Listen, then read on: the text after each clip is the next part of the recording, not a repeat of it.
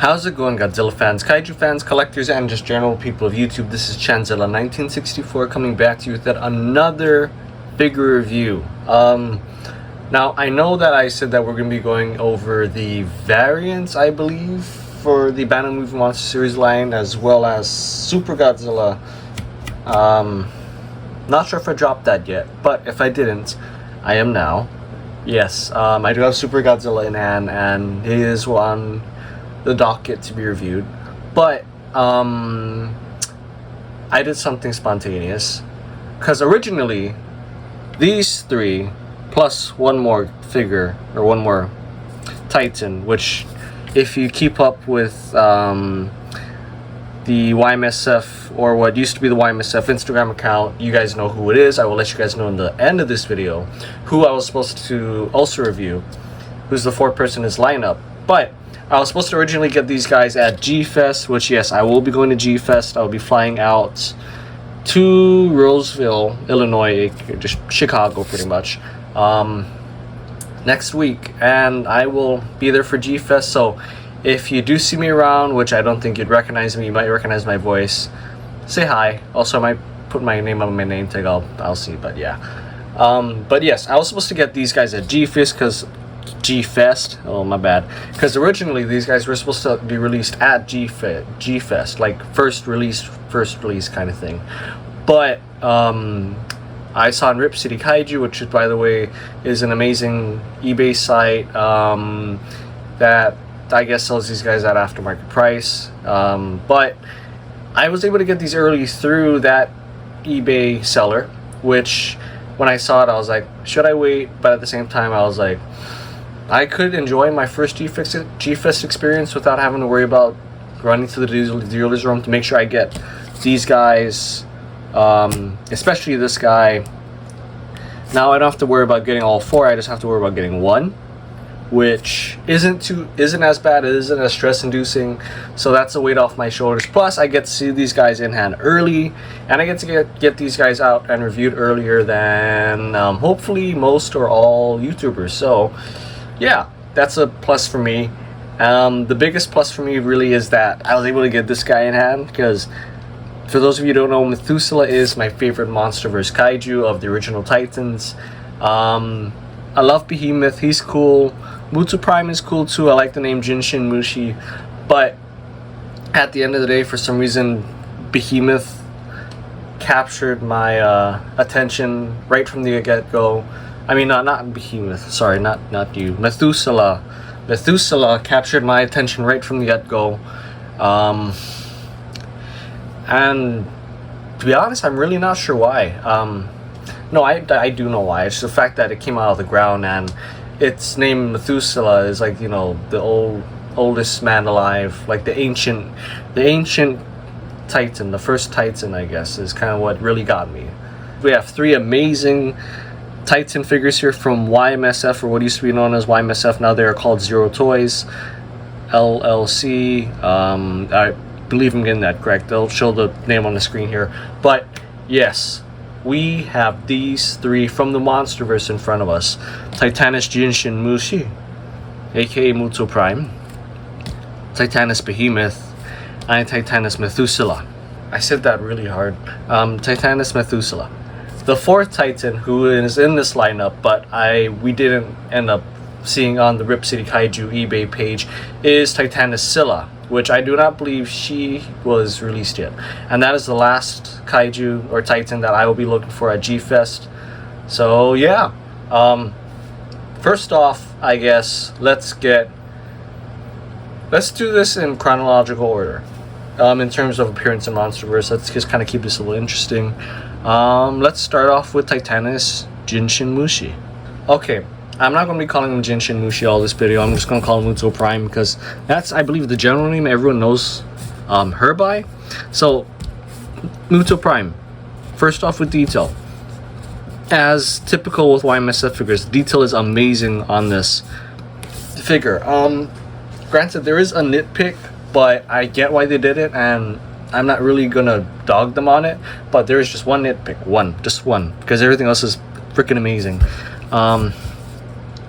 There's not that big appendage here that shows that that I guess secondary big limb formed into the arm, which like I said, I'm just saying it's not accurate, but at the same time I really don't mind, because this is an amazing figure. The fact that we even get a Muto Prime figure like now is amazing, because I honestly wasn't expecting anybody to come out with any other Monsterverse figures besides maybe Playmates. So to see these guys kind of drop and in soft final form was a really nice surprise for me. I was really happy. But yeah, this is the only thing really that I could see that's lacking from the original design. Besides that, as you can see, everything is amazing. It's practically pulled from the pages of the Godzilla Aftershock comic. Like, look at the arms here. They got the arms perfectly correct. They even got the hand, the giant hand here. I mean, just look at all of that amazing kind of cracked giant arm detail. I mean, I don't know what I really don't know what this is, but it's amazing. Like this specific part of Muto Prime's arm, but it's amazing. Detail is really good, really accurate on here. While we're here, here's the underside of the arms, really nicely detailed. And then here, this is something that some might mind. I personally don't mind it, but these right here on the, looks like the chest for Muto Prime, but these are actually her secondary mini arms, which show up in the comic. And I like that they at least molded it into the body, and they didn't just leave it off, which they perfectly, you know, they could have, but I'm very glad they didn't. Here's the rest of the underside of Muto Prime's body, and then here's the legs, really nice armored scaly kind of beetle detail. And I really like how they did Muto Prime's feet. Look at that, really cool. I like how it's a mix of like bug exoskeleton and skeleton, like just general human, like animal skeleton. It's really cool. That is it for the underside of Muto Prime here. Really the remaining part would be her shell or her hide, which I think was done really well. There is detail. I don't think the camera's picking up on it or it's doing it much justice, but there is really nice armored kind of beetle shell detail going on here up until the tip of her tail, which, I mean, come on, this silhouette pulled right off the pages. This is a really nice silhouette here. But really, what really is the kicker for me is the face for Muto Prime. Look at that face. I mean, that's really the really big seller for me for this Titan, was her face. It was a mix of the Muto, at the same time it was a mix of, I guess, like a human skeleton, which was really cool, and it transitions very nicely onto this figure. You even got that sculpted teeth on the inside here. Very nice added detail. And then you have the place where the ovipositors come out to impregnate Titanus Dagon. And the Muto mouth. I mean, yeah, it's really amazing. And this part is the best part for me, is the head, the top of the head detail, because this is really where, this is pretty much the head, where the head meets the shell. And I think they got it spot on. Even with this kind of crown detail. I'm going to call it that. The crown detail from Muto Prime. Amazing. Spot on. Comic accurate. Very happy the way they went about this figure.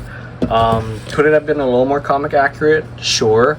But is it detracting from this figure? Absolutely not. Because in fact, I have a feeling if it was comic accurate, it could have been a lot more, I don't know, harder to work with, and we may not have even gotten into begin with. But I mean, the amount of detail here is really good, and the paint here is really good too, because this is a pretty much all we need for paint. Because in the comic, this is all orangish red, kind of the same color as the Mutos. arms in the figures, not necessarily in the movie, but in the figures. Same color, and that's about all the color there is besides the eyes, which right here, as you can see, Muto Prime's eyes, the 2 red slits right there, really nicely done. And the rest of the body is just this really nice charcoal gray color, which really nice choice. I like that very much, and I like how the orange transitions right into where the arms meet, go into the shell. Yeah, really good. Like, this is detail I wouldn't exactly expect Bandai to do, so I appreciate that Y-MSF did put this amount of attention into paint. Really appreciate that. Now, that's pretty much it for paint. Honestly, that's it for paint, which is enough, more than enough even. So let's move on to articulation, which Y-MSF known for their really nice articulation most of the time. These figures definitely being the case. In that Muto Prime, the arms do move 360. Just watch out for the legs. Like, you can honestly full on get her in this phase and just come crashing down. And then speaking of her legs will move. Not necessarily they can move 360. You just gotta get the arms out of the way.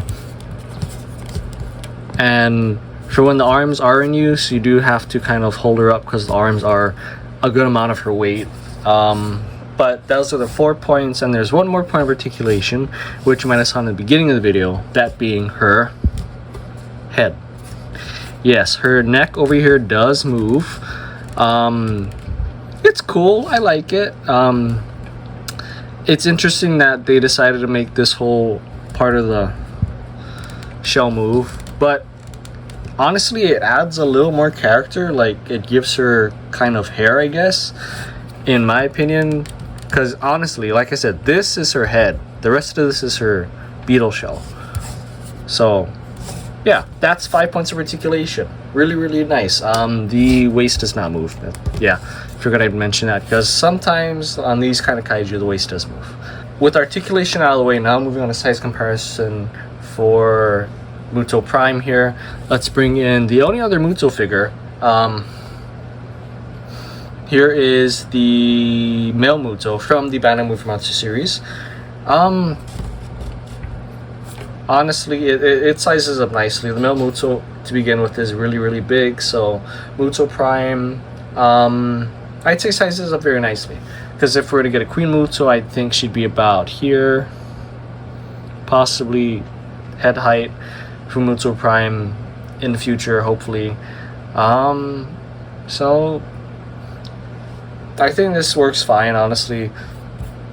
Like I said, this guy was always just kind of big. If it looks off, that's kind of why.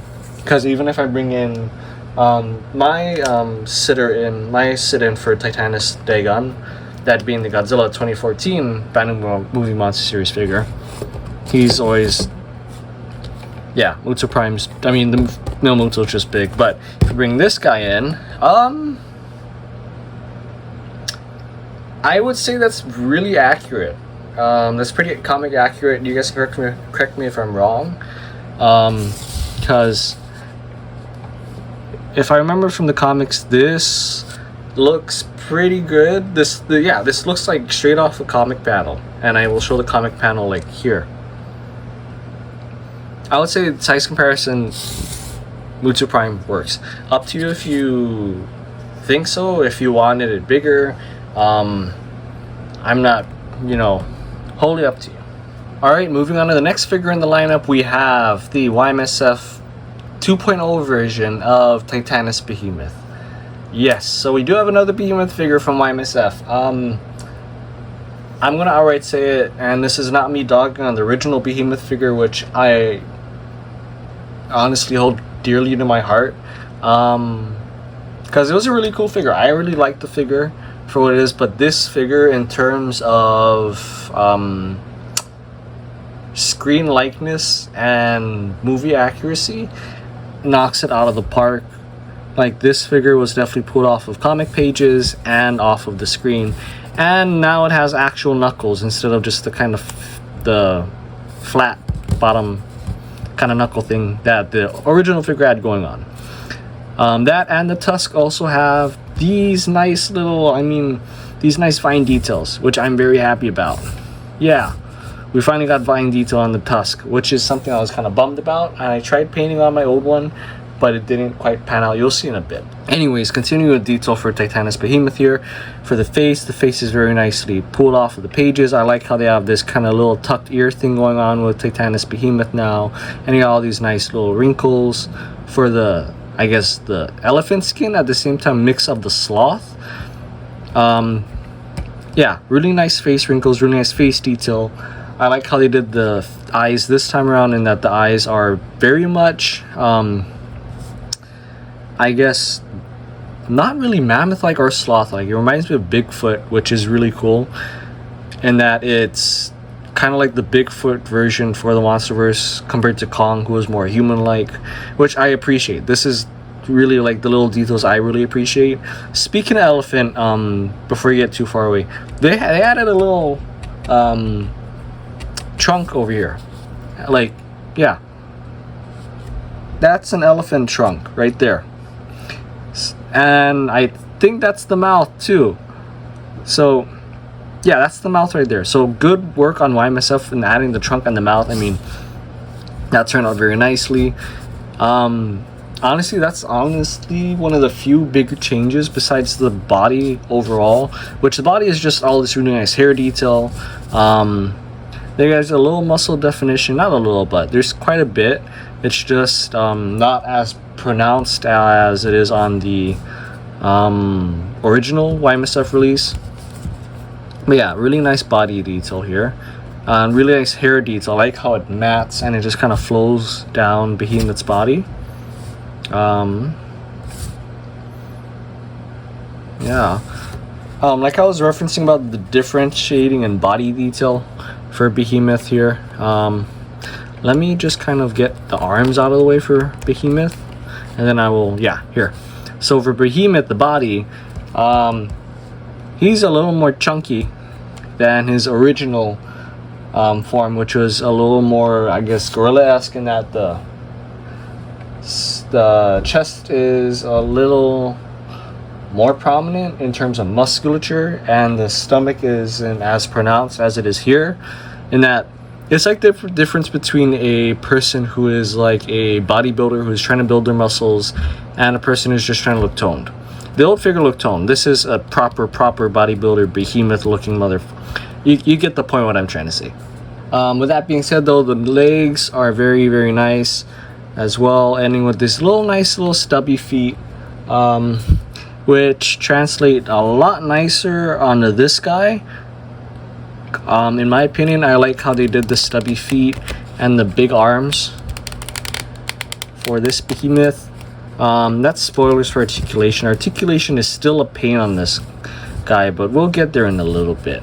To finish off detail, we have the spines here for Behemoth, which turn out very, very, very nice. It's a lot more defined in terms of differentiating it from the fur on this figure, which I really do appreciate, because it looks like kind of like, you know, Rocky Road mountain kind of detail, versus on the old one it kind of looked like it blended with the fur a little bit.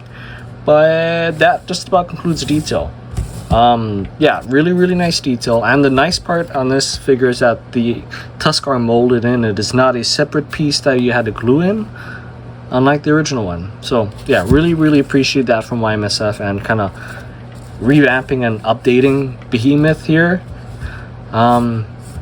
Moving on to paint, we have a lot of really, really good paint for Behemoth. The tusks are painted this nice bone white color. Behemoth's body overall is just this really kind of bare brown color. I'm going to call it bare, like brown bear, bare brown kind of color. What I really love is all the shading over here for the muscles, for the shoulders, the elbows, right in the crotchal area, and the knuckles. The knuckles, missed out on the detail, but the knuckles turn out very, very nice. I love even the thumb detail right here. Yes, very nice knuckles, but the shading on the knuckles, just wow, really helps it pop. There's even shading on the face for Behemoth. That's not trick of the light, that's actual paint. So yeah, Y-MSF really knocked out of the park here. That same shading color is going to be used for the spine for Behemoth, which I am honestly cool with. Now I see it in that I originally thought it was like the kind of gray mountain color, but no, it is this matches much nicer. And then the last part of paint is going to be Behemoth's piercing orange eyes, which I'm glad they painted this time, because on the original figure I think it was just left kind of black. I might be wrong because I repainted it, so I forget. But yeah, moving on articulation for Behemoth. The arms do move, but it gets in the way of the body. The body does get in the way of it, and so do the tusk. The tusk, you can kind of squeeze them in, but I'd say don't. For me, if I want to move the arms, I kind of have to maneuver the body so it, but even still the arms scrape, so it's hard. They get a little more arm movement out of Behemoth than the original figure, I will say. But yeah, the arms move. This kind of hindered by the body. There is no head articulation, but there is waist articulation right here. Yeah, that's it for articulation. 3 points of articulation. And honestly, you can do a little more with this figure, movement wise. So really appreciate that. And I really appreciate I don't have to worry about these tusks falling out. Moving on to size comparison here, we are going to use Titanus Gojira for the size comparison from the King of the Monsters lineup anyways. Yeah, there is Godzilla. I'd say this is a really good and accurate size comparison, all things considered, because I do believe Behemoth is a little shorter than Godzilla in his King of the Monsters form. So yeah, that'll do it for size comparison. Because there is another size comparison, but I will save it for the end of the video when I bring out everybody. But let's go on a comparison in that we bring out the original Behemoth figure. Because looking at this, there are significant differences. Like, they look like they're made from two different companies when they're not. They really aren't. Like, starting with the face here, league's different. Even the overall body shape just looks very different. Like, this one is a little more stockier. Maybe not stockier, but it just looks more front heavy. Like, that's what I meant when I said the muscles are a little more defined, and it's very dependent on your take on the whole thing with toned versus built. Tone and built, if you kind of didn't get it. So yeah, like I said, this figure always holds a special spot in my heart, in that it is one of the first original Titans from Legendary that we got in figure form, and this is a really good figure. However, this figure being updated and being more movie accurate, I will always stick with this figure because it is more movie accurate, even though this one will definitely hold a special spot in my heart. Even though now it gives me an idea in that y'all remember how in the short I killed this guy off. Now this guy can come in, and this could have been like the female version or the brother of this guy or father. I'll figure it out, but you get the gist of where I'm going with this. Possibly Godzilla X Kong Winter War Part 2? Question mark. Let's leave it there. Last but not least, we have the...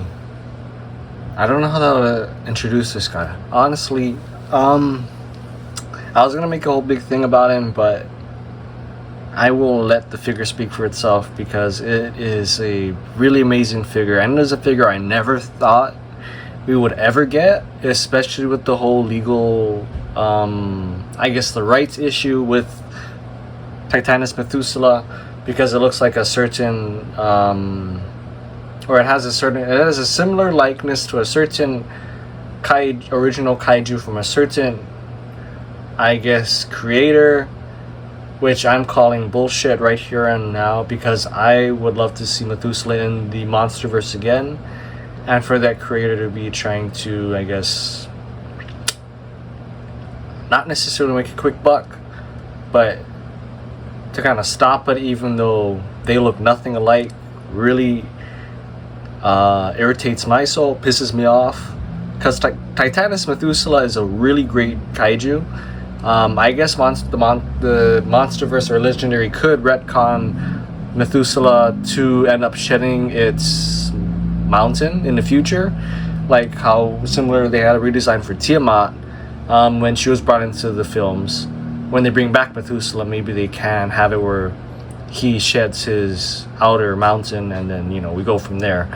But personally, I think the whole rights issue with the kaiju really shouldn't be a thing. I don't know enough about it to speak on it, though. That's just my 2 cents. This is just coming from a fan of Methuselah, so that's where I'm coming from. But let's get to the main event here. Methuselah, the ancient one, the first kaiju, the oldest kaiju, or let's just say the oldest titan of them all. Yeah, let's call him that. Starting off with detail for Methuselah, there's just a lot of really, really nice kind of rocky mountain detail everywhere. I'll start off with the arms first. So the arms here, you have this really nice kind of edge jutting out over here, coming out to a tip, and just look at this, all of this arm detail right here. And there's even some vines, it looks like, or some plant growth from where Methuselah's arm would have ripped out of the ground, and then it just kind of culminates to this really big fist with claws. And he semi-suffers from that flat Behemoth 1.0 treatment, but it's really not too bad because there is still some detail there for Methuselah. But yeah, the arm detail, very, very nice. I like how there's these little kind of vines still coming off of Methuselah. And then you're gonna have similar detail or same detail on this side, on this arm, on this side. Yeah. And then on the legs, it's different detail in that it's less cliffy, more rocky, if that makes sense. And that you're gonna find that detail on the rest of the body too, where it's less cliffy, more rocky, if that makes sense. And that you get the point I'm trying to make. It looks like the side of a mountain versus a cliff side. Yeah, this is the underside of Methuselah, really nice rocky mountainous detail on the underside of him, leading all the way up until the tip of the tail here. Yes. Really though, what I believe everyone is looking to see is how does the actual mountain detail look for Methuselah. I think it turned out very, very nice. Like, it looks like a mountain, it looks like a proper mountain. Like, I like all the added shrubbery and the trees here that are still left over. I like how it's kind of used as not really dorsal plates, but added like kind of detail so it doesn't just look boring. But I like how it's a nice contrast for the top of Methuselah too. But yeah, the nice shrubbery detail and all this nice rocky detail here, and the mountainous rocky detail. Now the contrast for Methuselah is going to be these really nice protruding spikes, which I feel is like bits and pieces of the original kaiju popping out from its rocky mountainous exterior suit, or yeah, I guess exosuit, or whatever the heck it's called. This is the original body popping out, which is really, really cool. Like, I like how there's this added spike detail, which I didn't know was even a thing up until I got this figure in hand. So really nice detail on part of Y-MSF here. They got the really nice kind of, not really, how do I explain this? Like the two top horns here, and then that culminate into the two side horns right here, which I really like how they did the side horns, in that it looks like a bunch of woven vines and trees over the years just kind of wove around the horns itself, which is really, really cool. Coming out to this. But really, Methuselah's face is really what shines for me, in that you got all this really nice detail of that shows Methuselah's age and I guess battle worn. I really like how the face turned out. This brings me to paint. For the eyes from Methuselah, we all know rather well Methuselah's eyes are white. Yes, they are stone white. So why Y-MSF made the choice to make them orange, I have no idea. That's only the really only gripe I have with this figure overall, which is a small gripe. But besides that, paint is really well done. I appreciate how they painted the inside of the mouth, and I'm just noticing this now. Methuselah has a forked tongue in the mouth. That is really nice added detail on Y-MSF's part. But yeah, really nice painted tongue in there, and the trees on the top are painted this really nice foresty green color. And then they're similar to Behemoth's treatment. There's going to be some really nice shading in the joints of Methuselah. The elbows here, the claws are going to be painted very nicely all around.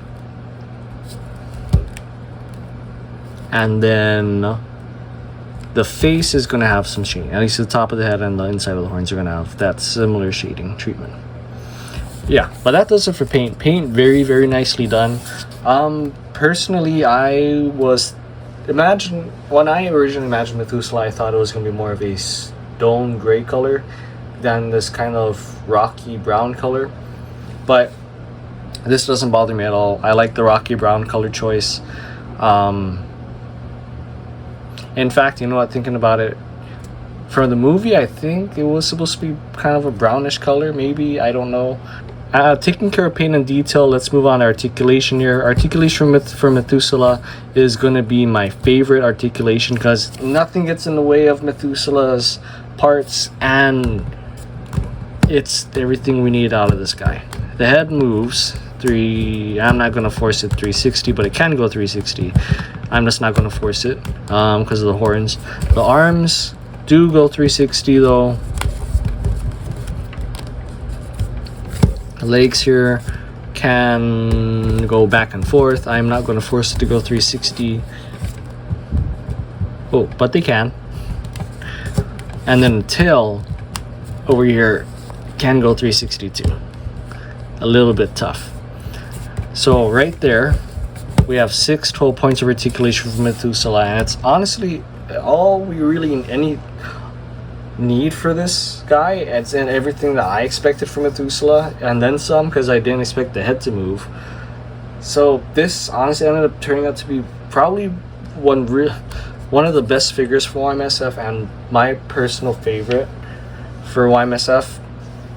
And I think this might be my personal favorite figure for the year. Possibly only coming second to Anguirus, which, funny enough, and I know this is biased, they're pretty much two of my favorite kaiju, secondary kaiju, no, let's just call them two of my favorite kaiju from both lines of Godzilla series, that being Toho and Legendary. So there's a bit of a bias there, but honestly this might end up being one of my favorite kaiju figures, or my favorite figures for the end of the year. So we'll see. We still have, what is it, 6 more months, 5 more months left in 2025, so we will see. Moving on to size comparison, we have Behemoth here for Titanus Methuselah, and I think this matches up pretty nicely. And as you can see, Titanus Methuselah is an absolute unit, being possibly twice the size of Behemoth here. But I'd say this is pretty movie accurate, and if we bring in Godzilla 2014 here as well, this is pretty accurate as well, in that when Methuselah was just kind of coming in, yeah. Or let's get it from this angle too. That looks about correct. And this is honestly what I expected Methuselah to end up being size-wise, in that he would be one of the bigger Titans that, for when Ghidorah called out. He would be one of the bigger, if not the biggest Titan to Carlisle size-wise and mass-wise. So I think size comparison-wise, this works perfectly. Yeah, perfect. Okay, so overall evaluation for all of these guys. Honestly, these are all really great figures. If you love the monsters, I think you should pick them all up when you have the chance to. So I think you should pick them up with the aftermarket prices. No, I mean, I don't think you should do what I did. If you can't wait till G-Fest, if you're going to G-Fest, I think you should pick these guys up at G-Fest this coming week, because they will be, I believe, when I spoke to the people who used to run Y-MSF, the people who made these figures, because they post them on Instagram. I'll leave the Instagram link here. They let me know that it was they would be selling these guys for $80 a piece, and I will disclose this now. I got it in these two guys for $150 each, and then this was about $125. This was this would be considered aftermarket price, because they would probably be going back up on eBay for those prices, if not more. So if you have a chance to pick it up at G-Fest, do so. If not, just be aware you might be paying those prices and then some. But personally, for me, I thought it was worth it, and I had the money to spend. Doesn't mean I might might lose out on a couple of figures money wise, yes, but that also means that I have the lessened stress of having to find these guys during G-Fest. So that's my reasoning and my justification for getting these guys how I did. Yeah. But really, for me, to get a Methuselah figure is a dream come true, because I've really been looking for a really good Methuselah figure to go along with my vinyl figures, and it's been really hard to come by, because I'm not exactly a fan of the super articulated kind of figures like SH Monster Arts and all of that. So to get this guy in hand is really quite something, and I will be taking him to G-Fest with me. No offense to these guys, but I feel like could withstand the travel versus these guys, and I need someone or something to go along with Scylla when I do pick her up. So yeah, I'll be taking him along with me to G-Fest, and you'll see it on YouTube channel, because I will be still doing YouTube stuff, and I will most likely record Scylla while I'm in Chicago, or the review for Scylla while I'm in Chicago. So yeah, but overall, you know where I stand. If you guys have a chance to pick these guys up, and they're not aftermarket value, you guys should, especially if you're really big fans of the monsterverse, or at least the original Titans for the monsterverse. You should definitely snag these guys when you can. As for Behemoth, it's really up to you what you want.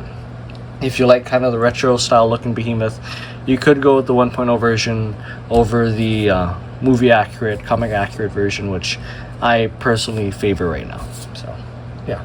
But with that being said, this pretty much concludes today's review. If you guys liked today's video, please be sure to hit the thumbs up button down below. If you guys think I may have missed anything, and if you guys are really excited for G-Fest, and if you guys are really happy that we got these figures, please let me know in the comment section down below, and let me know if you guys think Y-MSF should do a Titanus Tiamat, Abaddon, and Amuluk figure in the future. That would be cool if they did. I'm fine if they didn't, because these two are really the main ones, and with Scylla is going to be the last of the main lineup for Titans who answered Ghidorah's call and were there for when they bow down to Godzilla, which is how I classify the main secondary Titans for the monsterverse. It would be nice to get a Queen Muto, but I would prefer to get a female Muto before you get her, although really I could go either way. Yeah. If you do think I missed anything, please let me know in the comment section down below. And if you like what you see on the channel, please be sure to hit the subscribe button. Once again, we're trying to hit about 700 subscribers before the end of summer, the end of this month. So, let's try just keep on.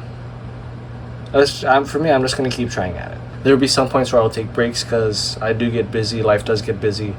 But my love for Godzilla is really something that I do enjoy sharing, as well as my love for making the short film. So, with that being said, this has been Shanzilla 1964 saying, probably the next time I see you guys will be when I am at G-Fest. So, that being said, stay tuned. Ahui ho.